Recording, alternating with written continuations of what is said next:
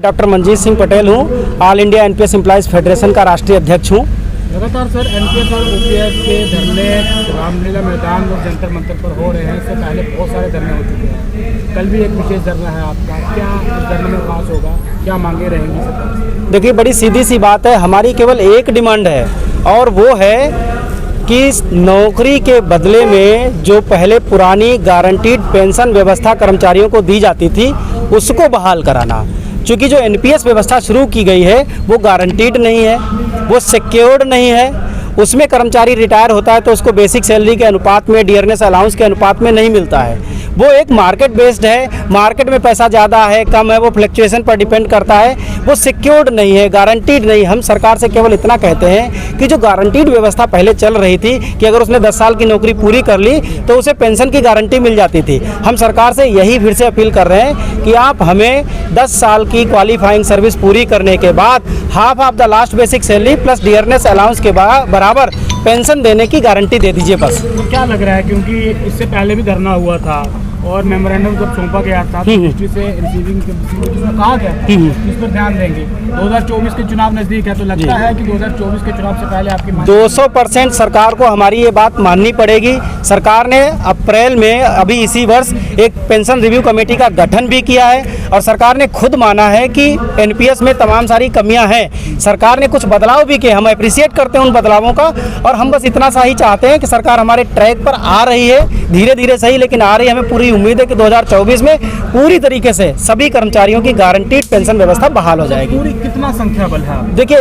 पूरे देश में 85 लाख कर्मचारी हैं जो एनपीएस के दायरे में आते हैं, जिसमें से 30 लाख करीब सेंट्रल गवर्नमेंट में है और 50 लाख जो है अलग अलग राज्यों के कर्मचारी हैं। तो इन सारे राज्यों के कर्मचारी इस मसले को लेकर के बहुत संवेदनशील हैं, गंभीर हैं, परेशान हैं और बार बार नरेंद्र मोदी जी से, भारत के जो सबसे विशेष फैसले लेने वाले प्रधानमंत्री हैं, हमने अपनी लाइफ में ऐसा कोई प्रधानमंत्री नहीं देखा। हमें पूरा विश्वास है कि मोदी जी नए साल में सभी कर्मचारियों को उनकी गारंटीड पेंशन बहाली का जरूर सौगात देंगे। डॉक्टर साहब, जिस तरह से अभी आपके सामने आप आगे खड़े हैं, पीछे धरना एपीएस वालों का चल रहा है, ठीक है। इनकी लाइफ की ज़िंदगी के जो है 25 साल की गाड़ी कमाई जो इनके तनख्वाह से काट के 1000-2000 रुपये आज की डेट में लगाया जाए तो 25 लाख रुपए एक व्यक्ति का सरकार के पास है जी। और इनको जो है 1000 रुपये पेंशन दे रही है और आप ओल्ड पेंशन की बात कर रहे हैं। इनके काटे हुए पैसे अगर उसका ब्याज हो तो 10-12 हज़ार रुपये पड़ता है। आप तो वैसे ही मांग रहे हो बिना पैसे दिए ही। नहीं, मैं आपको बताता हूँ कि एनपीएस में क्या है कि 10% हमारा कंट्रीब्यूशन जाता है और 14% सरकार का कंट्रीब्यूशन जाता है। ईपीएस में क्या है कि 12% कर्मचारी का जाता है और 12% सरकार का जाता है। तो दोनों पॉलिसीज कंट्रीब्यूटरी प्रोविडेंट फंड पर डिपेंड करती है, कंट्रीब्यूटरी स्कीम है। दोनों पॉलिसीज में कोई ज़्यादा अंतर नहीं है। ईपीएस में क्या करते हैं कि 12 के बदले जो 12 वाला हिस्सा है सरकार का, उसमें से 9% फंड में मिला देते हैं और 3% पेंशन के लिए रखते हैं। हम सरकार से यही तो डिमांड कर रहे हैं कि कर्मचारी का कंट्रीब्यूशन अलग रहने दो, सरकार का कंट्रीब्यूशन अलग रहने दो।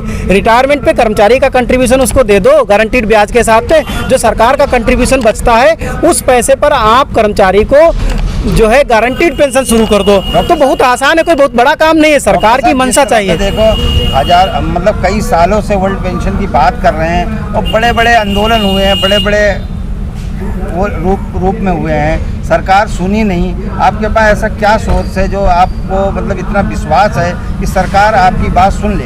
देखिए, हिंदुस्तान में कई तरह की पेंशन व्यवस्थाएं चलती थी, सब लोग अपनी ढपली अपना राग अलाप रहे थे, एक प्लेटफार्म पर नहीं थे। मुद्दे की समझ मैं कहूँगा कि वो सही तरीके से नहीं थी, जागरूकता नहीं थी, अवेयरनेस नहीं थी, जिसकी वजह से जैसे चाहे सीपीएफ हो, चाहे ईपीएफ हो और चाहे एनपीएस हो, ये तीनों कंट्रीब्यूटरी स्कीम है और सरकार ने इनको डिज़ाइन इसीलिए किया है ताकि हर आदमी को गारंटीड पेंशन मिल सके। अब समय आ गया है तीनों ही पेंशन स्कीम को क्लब करके इन्हें मॉडिफाई करके गारंटीड पेंशन स्कीम में बदला जाए, यानी ओल्ड पेंशन स्कीम में बदला जाए। सर, एक तरफ जहाँ पर सरकार प्राइवेटाइजेशन की तरफ जा रही है, सब कुछ प्राइवेट हो रहा है, वहीं आपको लग रहा है कि जो आपके वेतन मांग है जिस तरह की वो पूरी करेगी पेंशन को? बिल्कुल आपकी बात प्राइवेट हो रहा है। देखिए, मुद्दा ये नहीं कि प्राइवेट हो रहा है, मुद्दा ये है कि जब दोनों के कंट्रीब्यूशन जा रहे हैं, 10% अगर हमारा जा रहा है, 14% सरकार का जा रहा है, तो कॉर्पस पे डिपेंड करता है। कंट्रीब्यूटरी पेंशन स्कीम है, बहुत आसान है, चूँकि सरकार का कहना है कि हम अपनी जेब से इंटरेस्ट नहीं दे सकते, तो इसके लिए उसे मार्केट में इन्वेस्ट करना पड़ रहा है। तो जब मेरी सैलरी का 10%, सरकार का 14%, 24% पूरी सैलरी का, यानी हर महीने 12,000 करोड़ रुपए का मार्केट में इन्वेस्टमेंट हो रहा है, तो ये भी एक तरीके से प्राइवेट सेक्टर को मजबूत किया जा रहा है। और उस मजबूती के एवज में जो इंटरेस्ट आता है, जो रेवेन्यू जनरेट होता है, वो मार्केट से जनरेट होता है। तो ये तो और आसान है लोगों को गारंटीड पेंशन देना, क्योंकि रेवेन्यू मार्केट से जनरेट करेंगे। हम केवल इतना ही तो कह रहे हैं कि हमारे हिस्से पर गारंटी की व्यवस्था कर दीजिए, नाम क्या रखते हो फर्क नहीं पड़ता।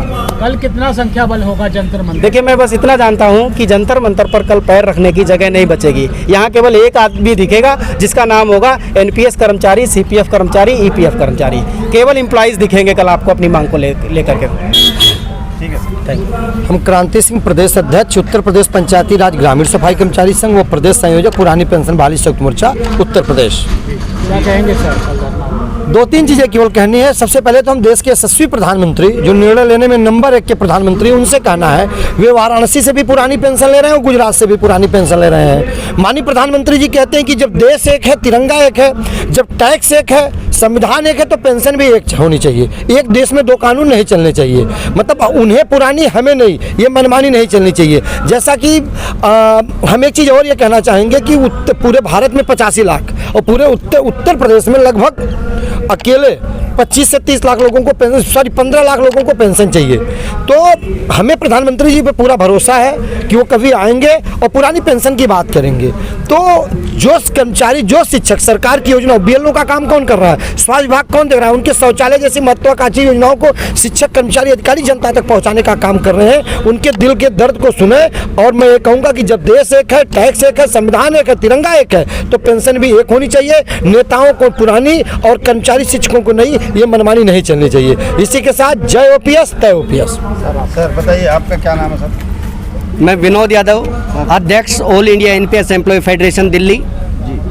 मैं कैसा रहने वाला धरना प्रदर्शन जो जंतर मंतर पे आपका होने वाला है? कल दिल्ली का जंतर मंतर पूरी तरह से भरा होगा और ये कल का दिन दिल्ली और देश के इतिहास में ऐतिहासिक होने वाला है। कहाँ से लोग आने वाले सर? हमें लगता है जो भी एनपीएस कर्मचारी हमारी आवाज़ को सुन रहा है, हमारी आवाज़ पहुंची है जहाँ तक, वहाँ तक के सभी एनपीएस कर्मचारी यहाँ पर उपस्थित होंगे। इस जंतर मंतर की धरती से सरकार क्या संदेश देंगे? हम सरकार से केवल यही आह्वान करते हैं, जब एक देश, एक विधान, एक संविधान, फिर पेंशन अलग अलग क्यों, और इतनी अच्छी है तो माननीय ओपीएस क्यों?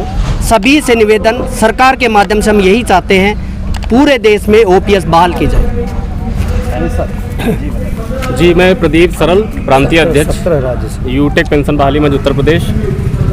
मैं उत्तर प्रदेश से हमारे सैकड़ों साथी कल जो यहाँ वो शिक्षक उपस्थित होंगे और हम लोग लगातार माननीय प्रधानमंत्री से निवेदन कर रहे हैं कि अगर आप सब चीज़ों में गारंटी दे रहे हैं तो जो कर्मचारी और शिक्षक या अन्य मेडिकल स्टाफ हैं जो काम कर रहे हैं उनके लिए, समाज के लिए, व्यवस्था के लिए, उनको भी मजबूत करें। वो क्यों वे बुढ़ापे के लिए घूम रहे हैं, आंदोलन कर रहे हैं। तो मैं माननीय प्रधानमंत्री जी से निवेदन करूंगा, माननीय योगी जी हमारे मुख्यमंत्री हैं उत्तर प्रदेश के, मैं उनसे निवेदन करूंगा कि शिक्षकों कर्मचारियों की जो बहुप्रतीक्षित मांग है, इस पे एक गारंटी दे दें कि हम रिटायर होंगे तो हमें इतना मिलेगा, ये पता रहे। हम मार्केट के भरोसे बुढ़ापे में ना घूमे टहलें इधर उधर। बस मैं यही अपील चाहता हूँ, आप लोग माध्यम से मेरी बात पहुँचे। जय ओपीएस, तय ओपीएस।